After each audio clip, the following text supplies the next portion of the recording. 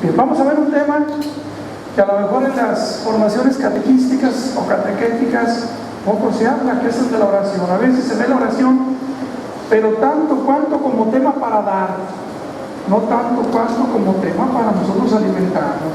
Y la oración para el cristiano, para el creyente, debe ser como el oxígeno. ¿De qué sirve ser catequista, ser sacerdote, ser religiosa, si lo más importante que es el encuentro cotidiano con Dios, que se hace a través de la oración, no se vive? Entonces la actividad que hacemos se vuelve vacía, y entonces en vez de ser una actividad que nos lleva a la unión, al amor, se vuelve una actividad que nos lleva a la desunión. Y lo vemos en las parroquias. Cuando los grupos dejan de hacer oración, los grupos se vuelven ola de grillos, por más apostólicos que sean, pero se vuelven ola de grillos y empiezan las críticas y esto y aquello, y aquel Dios que se pretendía anunciar en un principio, después se vuelve la espada con la cual yo me acostumbro a herir a los demás. ¿Dónde quedó la bolita? Como cuando vamos al mercado se nos hizo bolas entre la rapidez de las manos del ilusionista, y eso es cuando perdemos la oración. Vamos a ver un autor del siglo XVI, Fray Luis de Granada, que habla sobre la oración. Un poquito menos, queda un poquito alto, bájale un poquito. Fray Luis de Granada, ahí está bien. ¿Cuáles son las tentaciones más comunes que tenemos como creyentes en la vida de oración? ¿Alguien le va a picar ahí o yo le pico? Acá no, sí, le va a picar. Pasamos. Fray Luis de Granada escribió un libro que se llama El Gran Libro de la Oración. Como obra literaria es una joya de la literatura universal. Él lo escribió después de haber vivido un retiro espiritual cerca de Córdoba, en España. Él no pensaba escribirlo para publicarlo, él lo escribió así como una memoria de ese retiro que tuvo, pero como les empezó a gustar a mucha gente, le dijeron: oye, públicalo. Este libro debe ser conocido por muchos. Y entonces hace la primera edición en 1554, lo publica en la ciudad de Salamanca, España, donde estaba aquella floreciente universidad tan famosa, la Salamantina. El libro consta de dos partes. La primera es la ascética. Ascéticos en griego significa ejercicio. Cuando se habla de ascética, significa hacer ejercicio. Un soldado tiene que hacer ascética, ejercicios corporales para prepararse al combate. Un creyente debe ser ascética, ejercicios espirituales para prepararse al duro combate contra el demonio y sus incitaciones. En esta primera parte son principalmente meditaciones discursivas. La segunda parte, la mística, es más bien una actitud de contemplación de lo fundamental de la vida del creyente, el querigma, la pasión de Cristo que va a preparar la resurrección. Pasamos. Santa Teresa de Ávila, esta grande santa mística española contemporánea, ella también es del siglo XVI, refiriéndose a esta obra dijo que ella amaba al Señor por haber leído a Fray Luis de Granada. Santa Teresa había vivido más de 20 años en el convento, pero una monja, podríamos decir mediocre en su vida de monjita. Era una mujer muy inteligente, era una mujer de sociedad, mucha gente de sociedad iba a consultarla, pues a ella le gustaba. Inteligente y perseguida por la gente importante, pues ella se sentía bien. Pero la vida religiosa, en su vida de unión con Dios, la llevaba así más o menos. Ella platica que había una monjita que tenía lo que llamaban mal de Parkinson. Cuando estaba rezando el rosario, con el rosario pegaba la banca y ese ruido le molestaba tanto que ella se enojaba y seguido la maltrataba. Lo que hacemos nosotros ordinariamente, nuestros corajes los desquitamos con violencia cuando no llevamos una vida de oración. Qué difícil es amar al prójimo, cómo se peina, cómo se viste, cómo se habla, cómo los usos que tiene, por esto, por acá. Todo nos molesta, pero en el fondo tenemos una molestia nuestra, que es la tiepidezza, se dice en italiano, la tibieza espiritual. Y entonces ella va a amar al Señor por esta obra santa y de tan provechosa doctrina. En su libro Fundaciones, es un libro de ella, otro libro que se llama Constituciones, dejó mandado que hay en los conventos buenos libros y no puede faltar el de Fray Luis de Granada. Hoy si alguien de ustedes pone un convento y él va a recomendar libros, hoy tal película o tal cosa, hoy ya no leemos, pero hay que rescatar la lectura. Hoy salió en el periódico que un gran porcentaje de estudiantes que van a la universidad no saben leer. Es decir, pasamos muchos años en la escuela sin tener la capacidad de leer y retener ideas, que es el paso previo del estudio. Seguimos. Fray Luis de Granada, ¿quién es este autor? Él nace en Granada en el año 1504. A los 5 años de edad queda huérfano. Qué curioso, cuando alguien es probado, o se hunde o resurge, depende de cómo reacciones ante la prueba. Y él, no obstante que queda huérfano de padre a los 5 años, lleva adelante su vida. Entra con la orden de los predicadores y se vuelve provincial de los dominicos. Lo propusieron para ser obispo y fue sabio, no aceptó. En 1558 lo rechazó. Muere el 31 de diciembre de 1588. Joven, ¿cuántos años vivió Fray Luis de Granada? Ahí lo tiene en el pizarrón, joven. 84. Murió en 88, nace en 84. Seguimos. ¿Qué características personales tuvo este hombre? Tuvo una personalidad de esas como garbanzo de a libra, esas gentes geniales que conjuntan muchos aspectos y dimensiones muy importantes de la vida y lo llevan a un grado de excelsitud. Casi siempre, cuando somos mediocres, hacemos muchas cosas pero a medias. ¿Qué sabes hacer? De todo. Fontanería, electricidad, pero poquito. Pero difícilmente logramos excelsitud en muchos campos. En cambio, los genios logran dominar muchas áreas precisamente por su genialidad. Por ejemplo, Miguel Ángel, él era escultor y el Papa Julio II le encarga organizar a pintores para que pinten la Capilla Sixtina. Miguel Ángel ve lo que los pintores están haciendo, no le gusta, pregunta cómo se hace la pintura, sabe algunas técnicas, estudia y en poco tiempo se vuelve un grandísimo pintor. Y no era pintor, él era escultor. Los genios son así, se meten poquito y dominan. Yo conocí a un muchacho que estuvo en el seminario, para nada había estudiado agricultura, se salió, se metió a trabajar en cuestiones de fertilizantes y en 2 años ya conoce de campo, de fertilizantes, de plagas, de eventos. ¿Cómo supo tanto? Era un genio, incluso en el seminario. En un año aprendió inglés y latín, en otro año aprendió alemán. Los genios, en poquito que se dediquen, logran superar. Así fue Fray Luis de Granada, un genio. Místico, asceta, teólogo, filósofo, un grandísimo predicador, orador, escritor, santo, un hombre de sociedad, acostumbrado a la vida pública, pero también un sacerdote. Seguimos. ¿Cuáles son las tentaciones de la gente que reza? Y aquí vayámonos haciendo un examen de conciencia. Esto ya lo dice Fray Luis de Granada. Primera tentación, falta de consolaciones espirituales. El que reza muchas veces no siente el consuelo de Dios, el apapacho de Dios. Y como no siento a Dios presente, no lo siento, lo dejo. ¿Por qué abandonamos la oración? Porque no sentimos gusto por la oración. En cambio, si fuera gustosa, allí estaríamos. ¿Por qué no dejamos a los gruperos y los bailes? Porque nos gustan. Y podemos bailar 5 horas y seguimos, y a la siguiente semana porque nos gusta. En cambio, en la vida espiritual de oración, muchas veces Dios prueba al creyente con desolaciones espirituales. Siguiente tentación, nos llegan pensamientos inoportunos.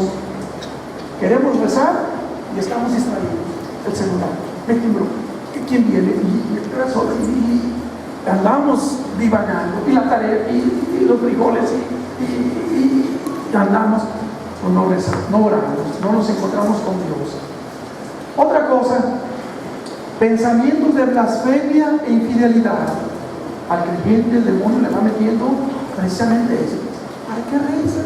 Si Dios ni te pega, al otro sí, qué feliz se ve, y tú, ¿cómo te? ¿A qué no? ¿A qué?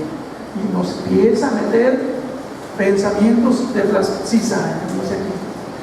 También desconfianza en aprovechar.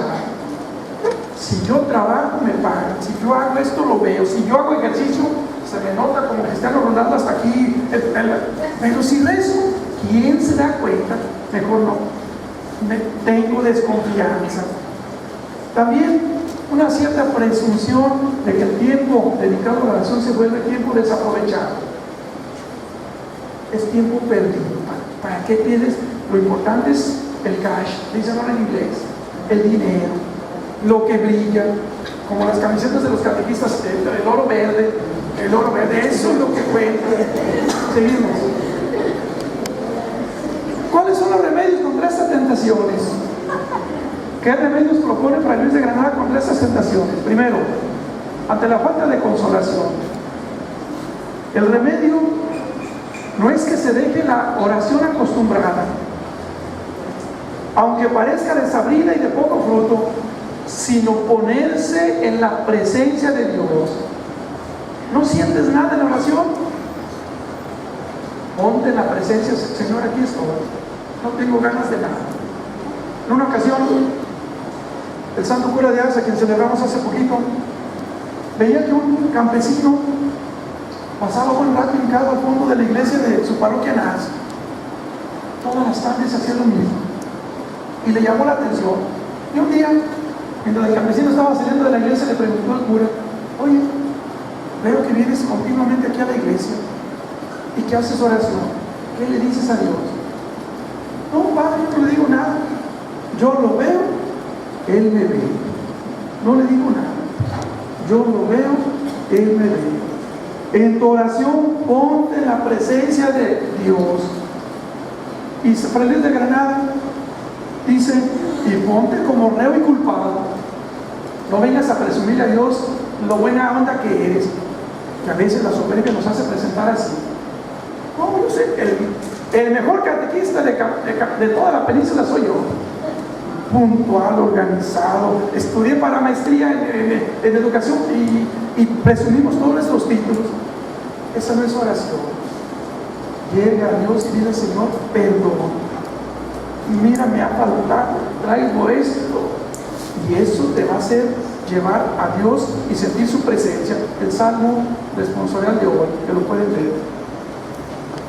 También examine su conciencia. No que laves la conciencia. A veces hacemos una obra buena para lavar la conciencia. Examina tu conciencia. ¿Qué tan caritativo has sido con tu propio más cercano? A la persona que tienes odio, ¿cómo le has logrado perdonar? Tus negocios, ¿qué tan honestos los estás llevando? ¿Cuánto tiempo has hecho perder a los demás? Eso vale el tiempo. ¿Cuántas veces les ha quitado la fama a los demás? De eso, Señor, veo mi conciencia y la examino escrupulosamente, como si fuera un examen de laboratorio clínico, donde sale hasta los eritrocitos y los leucocitos y los glóbulos blancos en su cantidad exacta. También, en este acto de oración, mire si perdió esa gracia por su culpa. Perdemos la gracia por el pecado, de reconocer que muchas veces es por nuestra culpa, por descuido, por pereza, por otras muchas cosas. Y entonces suplica al Señor que le perdone, porque Dios es rico en misericordia. Dice el Salmo 103, cuando Dios perdona, devuelve el aliento. Cuando Dios quita su perdón, nos quita el aliento. Recordemos a Adán y Eva. Adán vive por el aliento de Dios. Adán sin el aliento de Dios sigue siendo barro, sigue siendo un mono sin vida. En cambio, con el aliento de Dios adquiere la imagen y semejanza de Dios. Y el Salmo 103 dice: eso se tiene por el perdón y la misericordia de Dios. ¿Qué otro remedio? De ahí se sacará, dice Fray Luis, remedio de su sequedad. La vida espiritual tiene muchos momentos de sequedad, de que no sientes nada. Ay, qué bonito era cuando yo tenía 5 años, con qué ilusión venía al templo y rezaba y le encapa, y ahora que tengo 17, 18, 20, 40, ya, no siento nada. La sequedad. Así sacará de medio de la sequedad, tomando ocasión para humillarse y viendo lo mucho que peca, para más amar a Dios, viendo lo mucho que lo perdona. Lo que nos lleva al amor es vencer nuestra soberbia, y la soberbia se suprime o se vence con la humillación, y la humillación se tiene cuando sentimos el perdón de Dios. En filosofía, esta argumentación se llama sorites.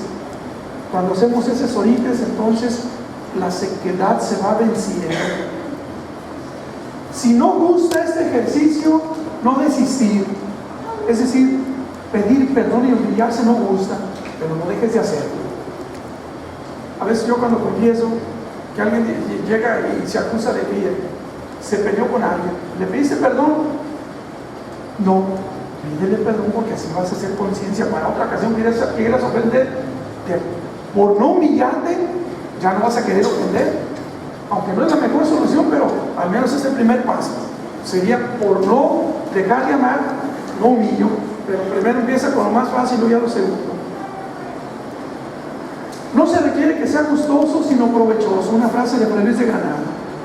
Hay que perseverar. Dice el apóstol Santiago en la Biblia: Dios no da sus dones a los inconstantes. Si quieres alcanzar el don de la oración, persevera en ella. Seguimos. Lo más importante en la oración no es mucho durar en ella. Lo mucho es cuando la devoción es poca y que la oración sea mucha. Es decir, a veces tenemos pocas ganas, pero haz más oración. Cuando mayor sea la humildad, la paciencia y la perseverancia en el bien orar, así venceremos nuestras sequedades. Por eso hay que cuidar los pensamientos, palabras, obras, pues cuando nos falta alegría espiritual, hay que suplir con atención y cuidado lo que falta, la gracia. Esto es de Fray Luis de Granada. Cuando nos falta alegría espiritual, andamos tristes, desanimados, desconsolados, hay que sufrirlo con atención y cuidado. Cuida tu oración, prepárala, no la dejes al aventón, a ver qué sale. Seguimos. Cuando hay desgano espiritual y se combate, es cuando se prueba la firmeza de los amigos. Si a Dios lo sigues cuando te va bien, ¿qué méritos hay? Si a Dios lo sigues cuando no sientes la cercanía de Dios, no la sientes, entonces hay pruebas que de verdad lo están buscando con genuidad, no con mezquindad. San Bernardo compara a castillo invadido, guardias dormidos, que caen los muros y no hay armas, y sin embargo, a pesar de que todo se cae, se sigue combatiendo. Ese es el verdadero creyente que busca al Señor. Contra tentación de pensamientos inoportunos, el remedio es pelear. Hay una obra clásica de la Edad Media de Francisco de Osuna que así la llama, el combate espiritual, que también para Santa Teresa esta obra era muy importante. El remedio es pelear varonil y perseverantemente. Hay un dicho español que dice: no llores como mujer lo que no puedes pelear como hombre. A propósito de varonil, a veces lamentamos que Dios no nos quiera, pero no peleamos con vigor, no peleamos con perseverancia. Este negocio, el negocio de la oración, no es de fuerza. El combate no es de fuerza, sino de gracia y humildad. Recordemos que la unión con Dios, la oración es un medio, no es una conquista humana, es un don de Dios. Por eso, las actitudes previas son humildad y también saber que esto es gracia de Dios. Señor, dame la gracia de que yo sea tu amigo. Seguimos. Contra blasfemia, no hacer caso. El pecado no está en el sentimiento, sino en el consentimiento y en el deleite. El demonio nos pone muchas tentaciones. Cuando las consentimos y nos deleitamos en ellas, entonces es el pecado. Cristo tuvo tentaciones, no por tener tentaciones ya significa pecar. El pecado es consentirlas. Por eso Cristo fue tajante. Mira que te doy esto, sí. Solamente de pan vive el hombre. Mira que no tentarás al Señor. Mira que, y a veces el demonio como nos pone tentaciones y consentir. Ay, más poquito. Ay, un poquito que acaba. Y empezamos con poquito, y se nos resbaló la mano, la vista, el pensamiento y se nos fue todo. El remedio a las tentaciones es despreciarlas y no temerlas. San Agustín compara la tentación como los perros que ladran. Dice, cuando tú un perro que te ladra le corres o le tienes miedo, más te sigue ladrando hasta te muerde. Si un perro te ladra y lo pelas, ¡guau, guau, guau!, y luego se van. Así dicen las tentaciones. Por eso despreciarlas y no decir, ay, eso. ¿Cuántas veces nos asustamos con fantasmas que son fantasmas? Ay, si se me aparece, y se te aparece y te asusta. Pero si se te dice, pero si los vences, si no les temes, se disipan. Cuando se temen demasiadamente las tentaciones, el mismo temor las despierta y las levanta. Me propongo ya no tomar vino. Me propongo. A la primera tentación caemos y volvemos otra vez al mismo. Me propongo ya no hablar de los demás. Me propongo y caigo. Cuando se temen demasiadamente, el mismo temor las despierta y las levanta. Por eso fíjense que casi siempre caemos en las mismas tentaciones, porque las afrontamos con temor, no con desprecio ni con seguridad. Contra infidelidad, pensar en lo que Dios manda y no ser curiosos en escudriñar cosas. San Bernardo de Claraval dice que el primero de los dos escalones para caer de la soberbia, el primer escalón de la soberbia es la curiosidad. Cuando somos demasiado curiosos, ya caemos en la tentación del pecado. Cuando queremos ver la vida de los demás sin ver la propia, ya estamos en esta tentación, y qué difícil es salir. Qué difícil. Por eso somos juzgantes de los demás y difícilmente jueces a nosotros mismos. Seguimos. Contra infidelidad, ser sencillos, dice el Evangelio, como palomas, y no maliciosos como serpientes. No al revés, no ser ponzoñosos como serpientes y tontos sino sencillos como palomas y maliciosos como serpientes. Es decir, hacerse como niños pequeños, lo que Santa Teresita de Lisieux decía, la infancia espiritual. Contra desconfianza, saber que no serán las propias fuerzas, sino la gracia de Dios en encontrar la solución. Yo sé que con mi trato con mi novio, con mi novia, se está pasando de tueste, y a veces me voy a poner mal. No es la propia fuerza, sino la gracia de Dios. La gracia de Dios lo que te ayuda a mantenerte en el equilibrio, en la sanidad. Lo que no es sano, equilibrado, es enfermo, y lo que es enfermizo te daña a ti, daña a los demás. Lo que para el hombre es imposible, dice el Evangelio, para Dios todo es posible. Por eso, el que confía en la gracia de Dios, logra superar más que lo que la propia naturaleza alcanza. Contra presunción, considerar que se está lejos y no muy cerca. Yo ya tengo todo dominado. Somos así de ingenuos. Yo sé lo que tengo que hacer. Es cierto, eso es presunción.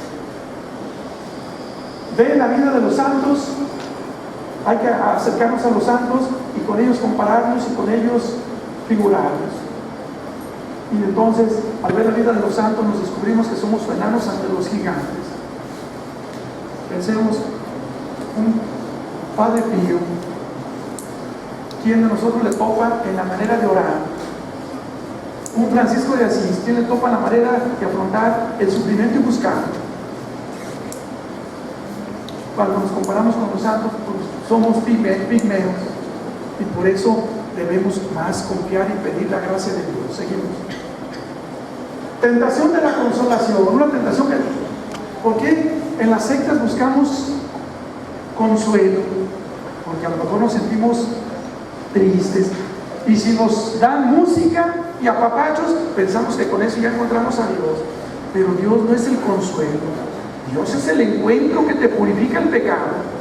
Y a veces eso es lo que no queremos, ser purificados de nuestro pecado. Y eso es el encuentro. Tentación de consolación y gustos espirituales. Hay que buscar, para Luis de Granada, desprecios de los otros. Qué distantes estamos de esto. Queremos que los otros hablen bien de nosotros. Y lo que dice para Luis de Granada, debemos buscar que los demás nos desprecien. Pues estamos en el cuadrante equivocado. Desprecios de otros que no las tienen. El que llega a Dios se da a toda clase de ejercicios espirituales. Dice, hay que pasar de la lección a la oración. Hay que estudiar. Recordemos que Dios es verdad, lección, y hay que orar porque Dios es espiritual. A Dios se le encuentra en espíritu y en verdad, pero en la verdad, en espíritu y en verdad, oración y lección. ¿Qué dificultad tenemos para estudiar? No queremos estudiar. ¿Cómo vamos a encontrarnos con un Dios que es verdad si no estudiamos? Hay que descubrir la verdad porque la verdad está Dios. No la ideologización del estudio, la falsa ciencia, sino la verdad, porque la verdad es una. Y eso nos va a llevar a la oración. Hace poquito un famosísimo cardiólogo ateo escribió un libro de que solamente él, después poniéndose a estudiar cómo funciona el corazón, se encontró con Dios. Qué curioso. Un hombre que era muy científico, que por su ciencia, ¿cuántos científicos nuestros son ateos? Porque ser ateo significa ser científico. El Estado laico es lo que te invita. Pero qué curioso que a través de la ciencia, pero cuando quitó toda la ideologización, se encontró con el verdadero Dios. La ciencia no está peleada con la fe. La fe te lleva a la ciencia, te la ilumina, y la ciencia te lleva a la fe. Pero cuando quitas toda ideologización. Por eso que la lección te lleva a la oración, y eso lo alimentas con los sacramentos, te encuentras con Dios. Lo principal es amar y buscar a Dios. Si cuando vamos a la oración queremos aprender algo, estamos equivocados. Ir a la oración es aprender a amar. Frase de Santa Teresita de Niño Lisieux. Y a veces queremos hacer oración para aprender algo. Vamos a un retiro, queremos aprender un texto bíblico, queremos aprender un libro, queremos aprender. Eso se llama herejía del gnosticismo. La oración no nos debe llevar a aprender, la oración nos debe llevar a amar a Dios. Y esa es la verdadera oración. Es el grande y universal engaño cuando en la oración queremos el propio gusto. Otro día, una señora me decía, yo no entiendo a Dios, Padre. Acabé de comulgar, fui a comulgar con Dios y saliendo me caí. Buscamos a Dios por nuestro propio gusto, para que Dios nos dé trabajo, que seamos queridos, que seamos atendidos, que no nos enfermemos, que no nos angustiemos, que todo nos vaya bien como pensamos. Eso no es oración. Eso es manipular a Dios a nuestra imagen y semejanza. La oración es todo lo contrario. El fin de toda vida espiritual es obediencia a Dios y que muera la propia voluntad. Cuando ustedes dan sus clases de catecismo, ¿alguna vez han dicho esto a los niños o se los han dicho en su testimonio? Si le han dicho esto, excelentísimo. No ocupan diploma del CDE. Ya Dios ya los tiene en el libro del Apocalipsis, en el libro de la vida. Cuando ustedes enseñen a sus niños, a sus niñas, a sus adultos a cumplir la voluntad de Dios y a hacer morir la propia voluntad, ya hicieron la mejor catequesis del mundo. ¿Cuántas veces nuestras catequistas antiguas no sabían a veces nada de pedagogía catequística? No sabían que había derecho canónico, no sabían muchas cosas, pero estas cosas como las vivían. El temor de Dios, el no hagas tu voluntad. Y esa era su catequesis, con métodos rudimentarios, pero qué efectivos. Hoy a veces queremos enseñar muchos cantos y películas y muévete y el Espíritu de Dios y Abraham y los enanitos y los elefantitos y qué bonita estuvo la clase de catequesis. ¿Verdad que estuvieron bien contentos? Sí. ¿Y quieren venir? Sí. Y su paletín. Qué bonito estuvo todo.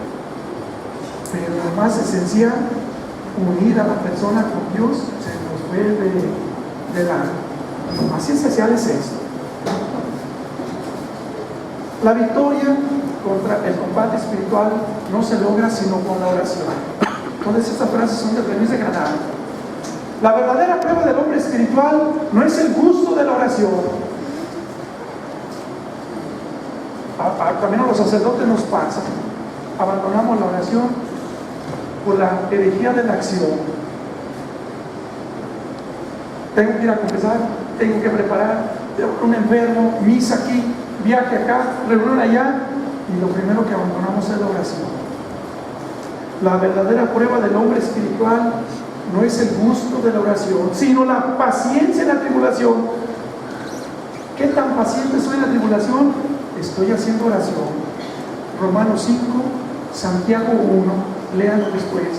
Romanos 5, Santiago 1. Abnegación de mí mismo. El que quiera ser mi discípulo, ¿qué dice el Evangelio? Que renuncie a sí mismo y tome su cruz y me siga. Y el cumplimiento de la voluntad divina. Tres cosas fundamentales para saber dónde vamos en nuestra oración. Primero, qué tan aguantador, qué tan curtido estoy en la tribulación. Cuando aparentemente me va algo, me va mal, ¿cómo aguanto esa tribulación? Una enfermedad, una crítica, que todo se me destruye, me quedé sin trabajo, me quedé sin esto, me reprobaron, me abandonó el novio, me abandonó la novia, me aquello, me caí, ¿cómo aguanto la tribulación? Segundo, ¿qué tanto estoy renunciando a mí mismo y qué tanto de veras busco cumplir la voluntad de Dios en mi vida? Seguimos.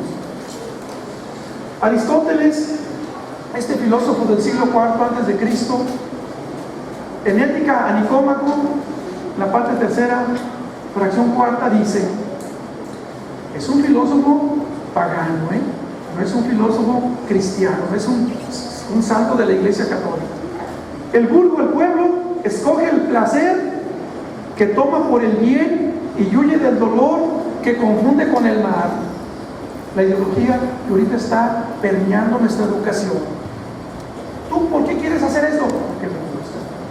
¿Por qué dejas de hacer aquello? Porque no me gusta. ¿Cuál es el criterio para hacer decisiones, elecciones? El gusto.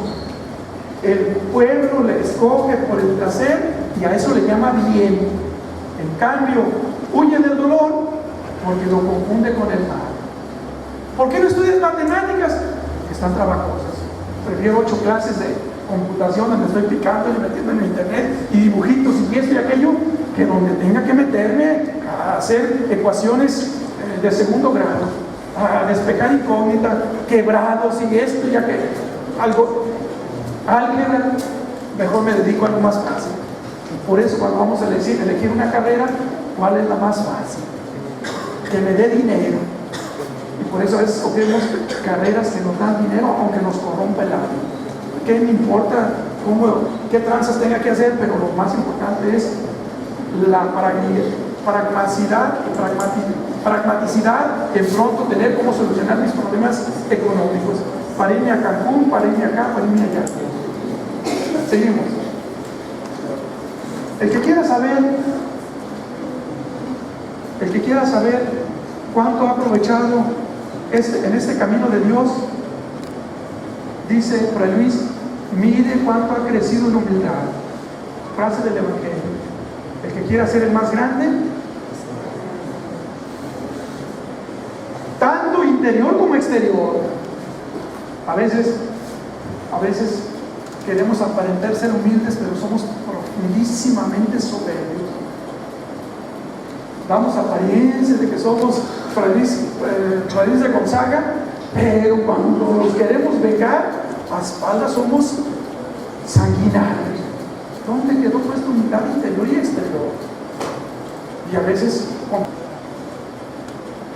¿cómo se compadece y no se indigna de las faltas ajenas? Hay gente que, por ejemplo, cuando alguien roba, ¿cómo critica el robo? Pero esa gente roba famas con la lengua y no se critica. Qué curioso. Al otro sí lo desea. ¿Cómo es posible que haya gente que robe? ¿Cómo es posible que haya gente que las debilidades nuestras no las vemos, pero las demás sí? Y eso precisamente la soberbia. Y en la oración, cuando ganamos en humildad, como descubrimos nuestras debilidades y que no las podemos superar, somos compasivos con el que las tiene. Yo tengo años queriendo superar eso y no puedo, pues cuando vea a otra persona, pues lo voy a compadecer, porque ya ve que no está fácil. Seguimos. El que quiera saber cuánto ha aprovechado en este camino de Dios, continuamos. ¿Cómo sabe esperar en Dios durante la tribulación? Cuando Dios te prueba y pasa 1 año, 2 años, 5 años, 10 años, te desesperas y te vas a buscar un grupo que te haga una limpia, o aguantas en la tribulación. Ahí está Abraham, 25 años esperando la promesa de Dios que le iba a dar un hijo, tenía casi 100, y él estaba esperando. Si Dios dijo, espero. Y nosotros, ¿cómo esperamos en la tribulación? ¿Aguantamos o nos desesperamos? Ahí se nota el camino que vamos haciendo. ¿Cómo rige su lengua? Una persona de oración aprende a dominar la lengua. Una persona que no es de oración oye el hablar con sus amigos después de media hora y sabes por dónde va. ¿Cómo trae domada su carne? El que es lujurioso, el que es de gula, el que es de pereza, ¿cómo trae dominada su carne? Nomás ves panuchos y aunque te comiste 20 quieres comer otros 5. Y sigues y sigues y sigues. No es por hambre, es por apetito carnal no dominado. Y entonces ahí se nota. Y bebida, no es por sed, es por un apetito. Y te consigues una persona y tienes intimidad y otra. No es por amor, es precisamente por no dominar los apetitos. ¿Cómo se porta en prosperidades y adversidades? Cuando a una persona le va bien, si no ha caminado en la oración, se vuelve autoritario. Pensemos, un pobre que empieza a trabajar, empieza a subir, se vuelve rico. ¿Cómo se porta muchas veces? Una persona que no tenía ningún puesto, va subiendo de puesto. ¿Cómo se porta con los compañeros? No me gusta la palabra, pero luego sea subalternos. O al revés, en las adversidades, una persona cuando le va mal, ¿cómo se deprime? Le falta oración. El santo cura de Ars, en una ocasión, llegó un fulano y lo ofendió. Le empezó a decir, usted es un impostor, le gusta hacer teatro, que la gente la ve. Le echó malo al por mayor, lo puso como malo de gallinero. El santo cura de Ars lo oyó. Después le mandaron una carta laudatoria, lo ponían por los cielos. La vio. Una persona que camina en oración ni se soberbece ante las alabanzas, ni se deprime ante las denostaciones, porque ya conoce el corazón de Dios y sabe sus pecados, y por eso con humildad le pide a Dios perdón de sus pecados. Cuando no avanzamos en oración, dependemos de qué digan los demás. A ver qué dicen de mí, a ver qué opinan de mí. Ay, qué buena onda. Y el que opina más de mí, ¿qué actitud tomo? Lo empiezo a criticar para levantar una cortina de humo y a menos taparme yo. Pero eso es precisamente porque no avanzamos en oración. ¿Cómo atiende los asuntos con prudencia y discreción? Si te cuentan una cosa de tu vecino medio candente, ¿tú cómo manejas eso? Inmediatamente queremos ir a contar. No se lo vayas a decir, pero fíjate que sufre. Y ahí andamos, y ya no todo el mundo sabe, porque no sabemos manejar con prudencia y discreción lo que conocemos de los demás. Pensamos que así vamos a ser más importantes porque descubrimos los pecados y caídas de los demás, como si fuéramos periodistas. El periodista de alguna manera refleja el sentir social. ¿Cómo manejan los periodistas las cosas sociales? Porque así las queremos nosotros. Sobre todo, mire cómo está muerto al amor de la honra, del regalo y del mundo. El lenguaje es un poquito de aquella época. Si quisiéramos modificar, podríamos hacerlo de otra manera, pero el que hace oración ya no le importa lo que el mundo piensa, lo que el mundo da. Que mira, que te vamos a declarar el empleado del mes, que te vamos a dar un bono de esto, que un reconocimiento, que te vamos a cambiar a la parroquia mejor, Padre Lupillo, que porque esto. El que ha caminado en la oración no ansía las loas del mundo. Seguimos. Santa Teresa, Esto ya no es para la iglesia de Granada, esto ya lo dice Santa Teresa en su libro Las Moradas. Quien no advierte con quién habla y lo que pide, y quien pide a quien no, la llamo yo oración. Repito la frase. Quien no advierte con quién habla y lo que pide, y quien pide y a quien, no la llamo yo oración, aunque mucho me los labios. Lo traduzco. Dice Santa Teresa, por más que estés diciendo Santa María Madre de Dios, Señor, mira, te pido, Juan Pablito y Virgencita, please, por más que menemos los labios, si no tenemos conciencia de que estamos hablando con Dios y que lo que pedimos es la voluntad de Dios, por más que menemos los labios, nomás nos entretenemos. Hagan de cuenta que somos un carro que caímos en el Sascap después de la tormenta de anoche, quemamos llanta, aceleramos, pero no avanzamos. Y eso nos pasa en la oración. Cuando rezamos mucho, pero no rezamos como Dios quiere que recemos, por más que dediquemos tiempo, no avanzamos. Estamos ahí empatinados. Dice Santa Teresa, a eso no lo tengo por oración, ni gusta a Dios, ni me guste a ningún cristiano este tipo de oración. Es un deseo que ella hace. Seguimos. San Francisco de Sales. ¿Qué dice San Francisco de Sales de esto? En un libro que se llama Introducción a la vida de boca. Si haciendo oración vocal sientes tu corazón atraído y convidado a la oración, si tú agarras tu novena y empiezas a rezar, si con eso tu corazón se atrae y empiezas a hacer oración interior o mental, no rehuses hacerlo. Si la oración vocal te lleva a la oración real, hazla. Si nomás te entretiene, modifica. Más dejad vuestro corazón inclinarse dulcemente de este lado y no os preocupéis, poco ni mucho, de no haber terminado las oraciones vocales que tenías intención de recitar. Por ejemplo, tú agarras tu novena o tu rosario y empezás a rezar segundo misterio, Padre, y en el segundo misterio empezaste con el Padre Nuestro y dices, caray, Dios es mi Padre, tu papá es mi papá, tú Dios, yo, hijo, y te comienzas a hacer ahí una oración de encuentro con Dios, o te quedas callado, callada con esa frase, Padre mío, aunque no termines el rosario, dice Francisco de Sales, no lo terminaste los 5 misterios, pero la oración vocal te llevó a la oración mental, ya estás haciendo oración. Dice, pero esto excepto en el oficio eclesiástico, porque en el caso de los clérigos deben rezar su oficio eclesiástico, aunque a veces nos ha faltado más atención y diligencia. Sabemos que es una obligación no solamente canónica, sino una obligación espiritual rezar por toda la iglesia con la liturgia oficial, laudes, vísperas, completas, hora intermedia y oficio de lectura, que son las 5 grandes partes del oficio. Seguimos. Por eso siempre ha de tener ojo en la mortificación y otro en la oración. Hermanos, hay un aspecto en la Biblia, también en la enseñanza nuestra, que ya no hemos sabido puntualizar ni los sacerdotes, porque en ya no lo vivimos. La mortificación.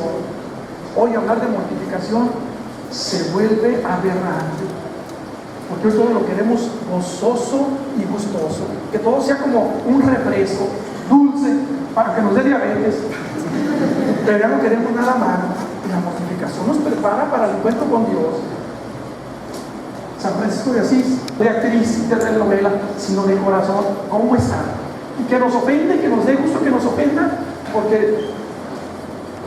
pero esa es una verdadera conversión en la oración, que nos lleve a afrontar o incluso buscar la tribulación. ¿Estamos lejos o cerca de esto? Ahí vamos en la oración, es un termómetro. Porque no se puede alcanzar la mortificación sin la ayuda de la oración. ¿Y por qué no somos mortificantes? Porque nos falta oración. Es como el péndulo. La oración nos lleva a la mortificación. En cambio, la vanidad, ¿cómo nos sigue atrayendo? La vanidad intelectual, oral o física. Ropa, esto, aquello, que hablen bien de nosotros, esto, aquello, que nos reconozcan, maestrías, esto. El otro día recibí un currículum de una persona, eran 4 páginas. Cuando vi todo eso dije, yo creo que esta persona debe tener como unos 1300 años de vida. No, hombre, un resto, cursos, maestrías, doctorados. Yo dije, para hacer todo esto, por lo menos debe tener unos 1300 o 1350 años de vida, porque y a veces nos gusta eso. La vanidad nos ha... Vanitas vanitatum, dice el libro del Sapiencial, y la vanidad como nos atrae, como nos gusta que nos dore la píldora y que nos mueve la lengua. Seguimos.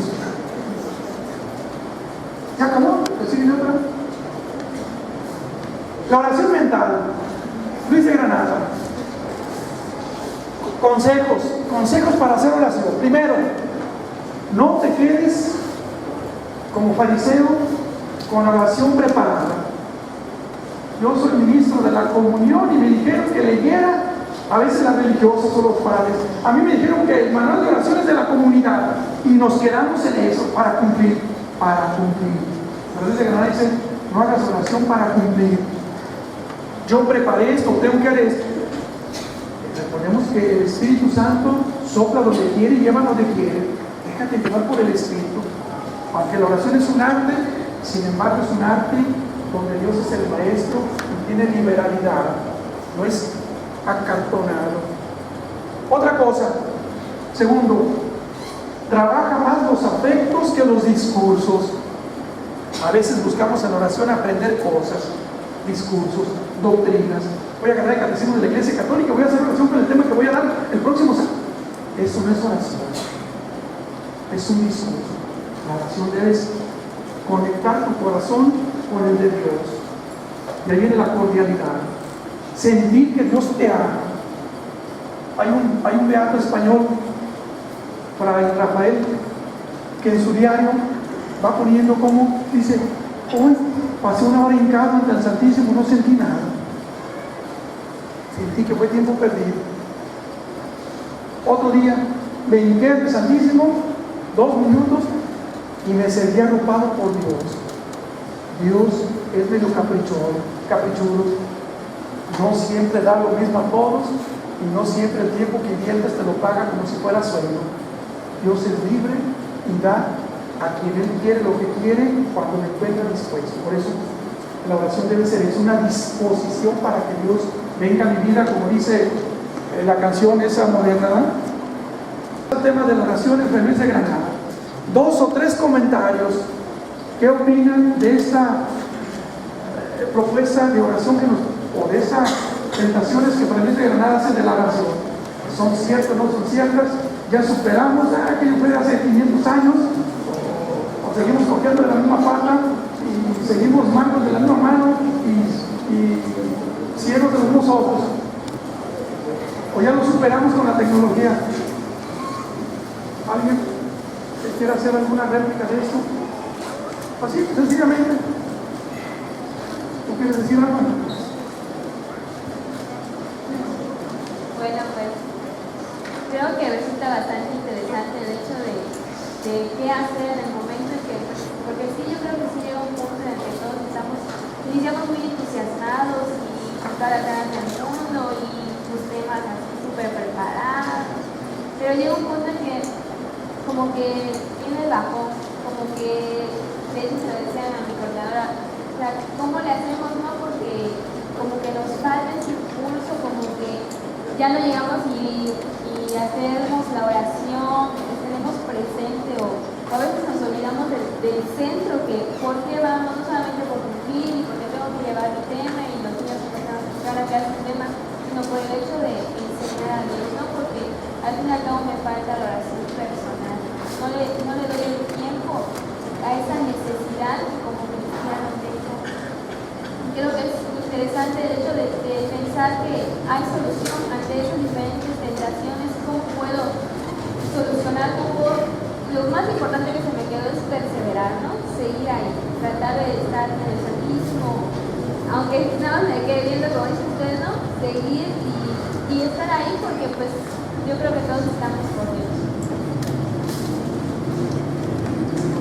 Cuando viene el bajón, ¿cuál es ordinariamente la actitud que tomamos?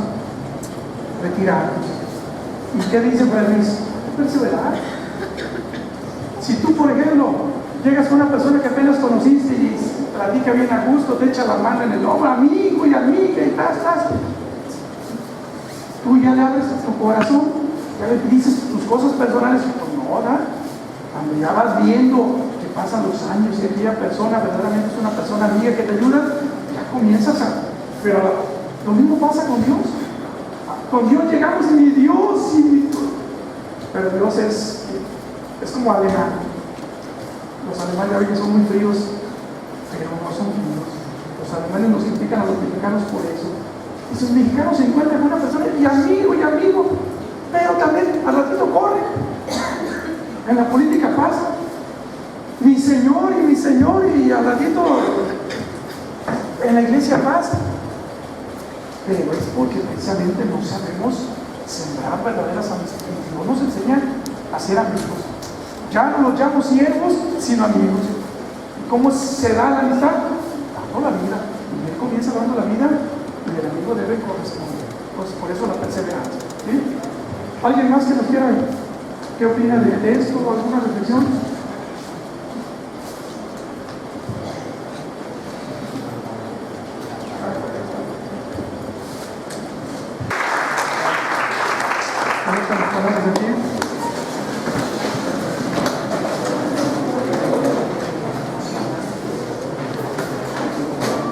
En el nombre del Padre, y del Hijo, y del Espíritu Santo. Amén. Señor Jesús, que agradecemos todos los inmensos beneficios que nos das. Gracias por ser nuestro buen pastor, el pastor que nos conduce, porque tú mismo eres el camino hacia el Padre. Gracias por este servicio de salvación, porque por tu sangre derramada generosa y abundantemente por nosotros nos ofreces el perdón de los pecados. Danos la sencillez y la humildad para aceptar este gran sacrificio tuyo por nosotros. Que seamos agradecidos por estos actos de salvación que nos ofreces. También te pedimos que nos sigas dando a María como madre nuestra. Que María sea nuestra compañera en el caminar. Que ella nos enseñe a saber escuchar tu palabra, a saber obedecerla, a saber cumplirla, para que así como ella, que es madre de la fe, de la esperanza y de la caridad, a nosotros que hemos recibido el bautismo, también seamos hijos del Padre en la fe, en la esperanza y sobre todo en la caridad. Padre nuestro que estás en el cielo, santificado sea tu nombre. Venga a nosotros tu reino, hágase tu voluntad en la tierra como en el cielo. Danos hoy nuestro pan de cada día, perdona nuestras ofensas, como también nosotros perdonamos a los que nos ofenden. No nos dejes caer en tentación y líbranos de todo mal. Amén. Dios te salve María, llena de gracia, el Señor es contigo. Bendita eres entre todas las mujeres, bendito es el fruto de tu vientre, Jesús. Santa María, Madre de Dios, ruega por nosotros pecadores, ahora y en la hora de nuestra muerte. Amén. Gloria al Padre, y al Hijo, y al Espíritu Santo. Como era en el principio, ahora y siempre, por los siglos de los siglos. El Señor esté con ustedes. Sea bendito el nombre del Señor. Nuestro auxilio está en el nombre del Señor. Y la bendición de Dios Todopoderoso, Padre, Hijo y Espíritu Santo, descienda sobre ustedes y permanezca para siempre. Muchas gracias y muchas felicidades.